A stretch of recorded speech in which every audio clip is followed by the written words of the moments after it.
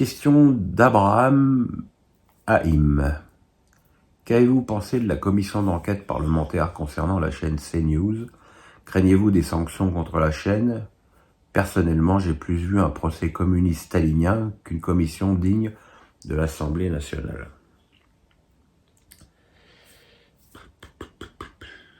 Déjà, moi, quelque chose qui m'assoit, c'est cette commission est-elle uniquement créée pour CNews et C8, puisque je sais que Cyril Hanouna va y être entendu, ou est-ce que le service public, qui est quand même éminemment de gauche, va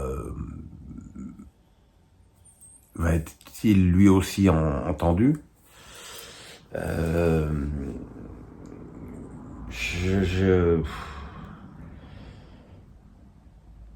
J'essaye de peser mes mots. J'ai été scandalisé par l'attitude d'Aymeric Caron.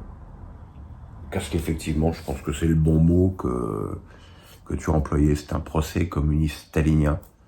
Allez demander à Serge Nedjar, qui est le directeur de CNews et qui est juif, ce qu'il pense de la une de Libération avec les 30 000 victimes annoncées par le Hamas. C'est scandaleux, et pour moi ce sont des choses sur lesquelles cette commission se déshonore, comme le président de cette commission qui est LFI et qui a dit qu'il n'était pas là pour être impartial. Moi je suis pour le pluralisme de l'information. Si tu as envie d'avoir une information de gauche, tu regardes l'émission de Léa Salamé, t'écoutes France Inter.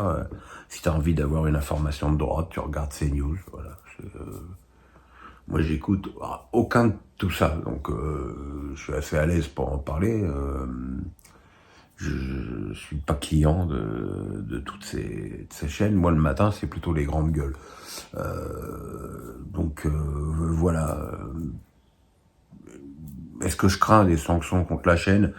Je pense que les cons, ils sont capables de tout et c'est à ça qu'on les reconnaît.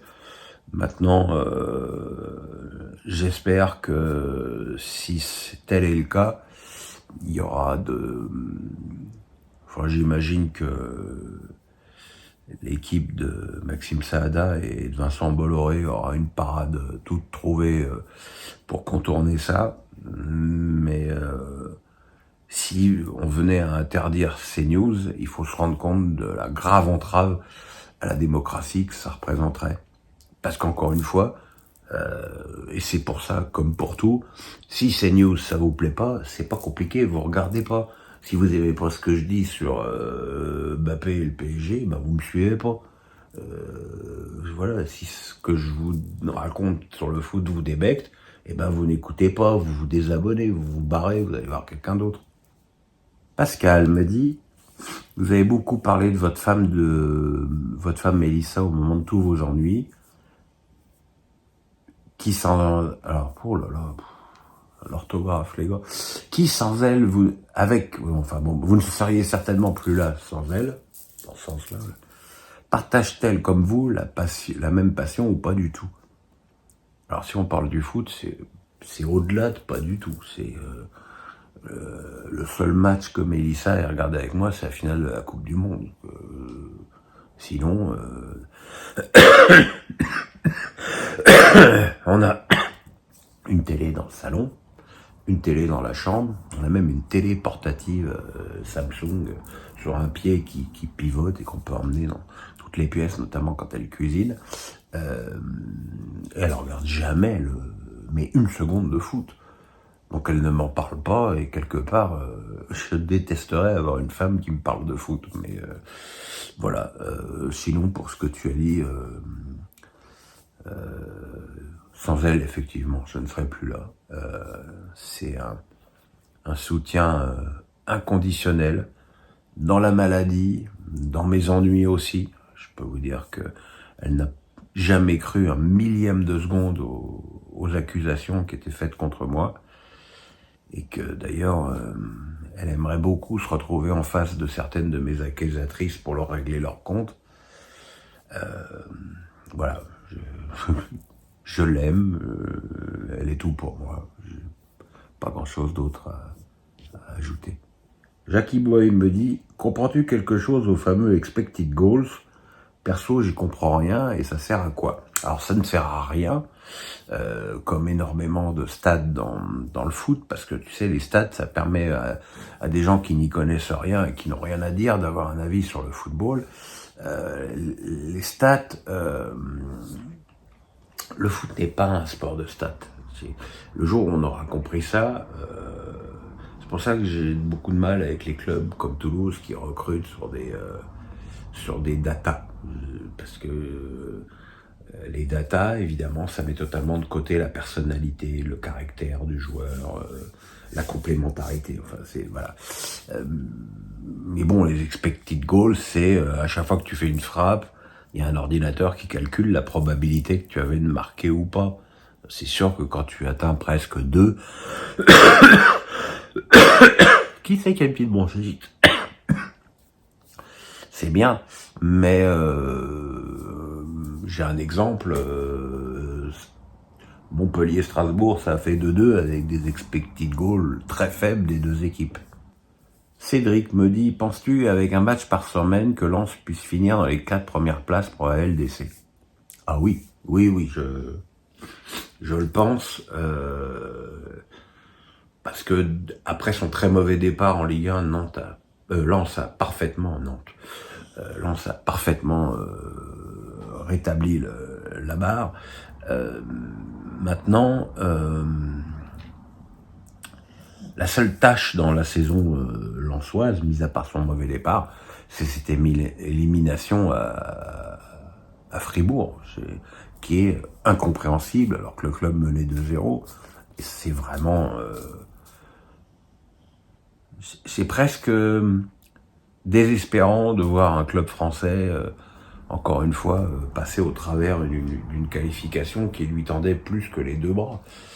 Mais depuis, voilà, il y a eu ce match perdu à domicile contre Monaco, mais qui était un super match. Et voilà, et quand tu perds un match en faisant une grande prestation, bah, y a pas de quoi être inquiet. Et voilà, et derrière, il y a eu ce match tout à fait exceptionnel à Lyon qui permet à Lens de remonter au classement. Et je pense qu'il y a des équipes qui sont soit dans une mauvaise dynamique comme Nice, soit dans une dynamique un petit peu incertaine comme Monaco. Et je pense que Lens peut finir dans les 4 premiers sans aucun problème.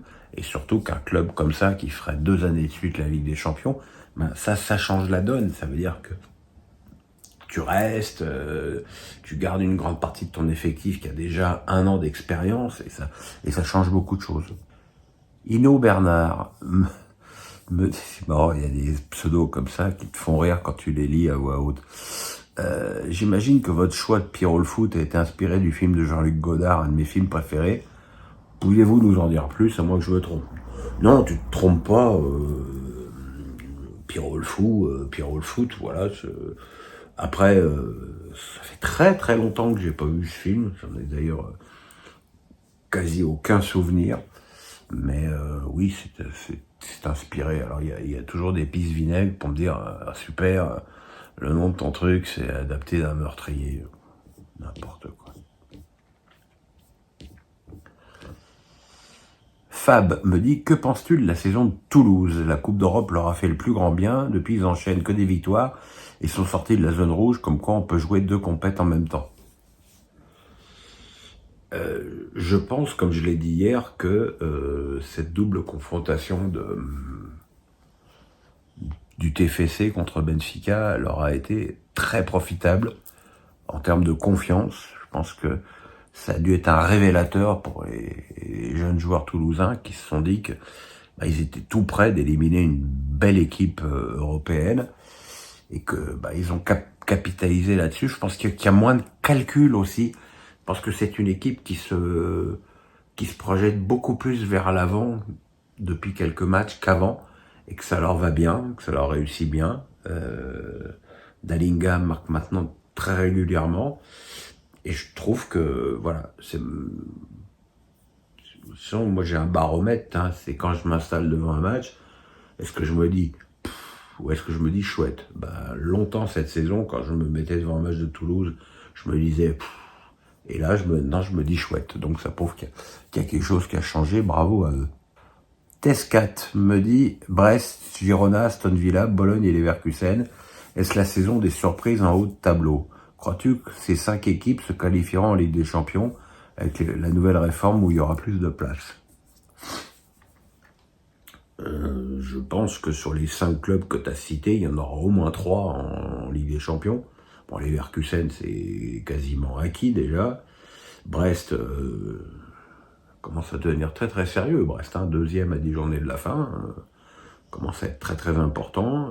Girona a un petit peu plus de mal. Aston Villa, faudra voir. Et Bologne, ça va être quand même un petit peu compliqué malgré tout l'amour que j'ai pour Thiago Motta. Mais oui, ça prouve qu'il y a un petit peu de renouvellement, généralisé. C'est vrai que de temps en temps, tu avais une équipe qui arrivait dans un championnat et qui sortait de l'ordinaire. Tu as eu Leicester en Angleterre, mais là, c'est rare que dans tous les championnats, tu aies une équipe surprise comme ça, et c'est bien ça. Et puis moi, j'aime bien quand la sanction sportive prend le pas sur la sanction financière. Je veux dire, Brest en Ligue des Champions, c'est évidemment grâce à leur qualité exceptionnelle, mais c'est aussi à cause des manques des très gros budgets qui sont loin derrière eux, que ce soit Rennes, Lille, Lyon, Marseille, Monaco.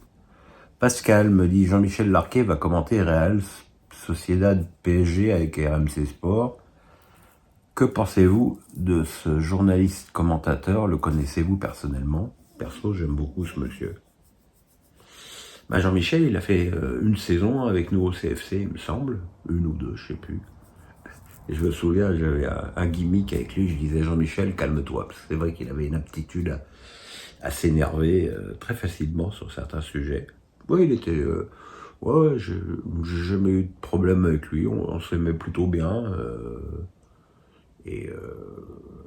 Voilà, et puis je trouve ça bien et rassurant qu'il y ait des personnes d'un âge certain qui continuent à travailler, à avoir un avis éclairé et écouté sur le football. Je déteste le jeunisme. Alors je dis ça, évidemment j'ai 60 ans aujourd'hui, mais je déteste le jeunisme qui fait que parce que t'es jeune, t'es forcément meilleur que l'ancien qui est là et qui parle de foot depuis 50 ans et qui a vécu des choses que tu ne vivras même jamais dans ta misérable vie. Alex Nissa du 06 me dit grosse contre-performance de Nantes à domicile contre Metz. La victoire contre Strasbourg était indispensable, surtout avec un gros calendrier après la trêve, avec Nice, Lyon, Rennes, Brest, Lille et Monaco. Le problème de Nantes, c'est que quand ils vont à l'extérieur et qu'ils défendent, ils arrivent à avoir des résultats. Mais quand ils sont à la Beaujoire et qu'ils sont quand même obligés de faire un minimum le jeu, c'est catastrophique. Là, contre Metz, le premier tir cadré à 78e minute, c'est insensé. C'est insensé. C'est donc la 6e défaite consécutive, toute compétition confondue, de Lens à la Beaujoire. Alors pour l'instant, c'est compensé par les bons résultats à l'extérieur. Mais à un moment donné, si tu perds à l'extérieur, tu vas commencer à être vraiment, vraiment dans le dur. Et effectivement, dans 2 semaines, il y a un Nantes-Strasbourg qui coûtera très, très cher.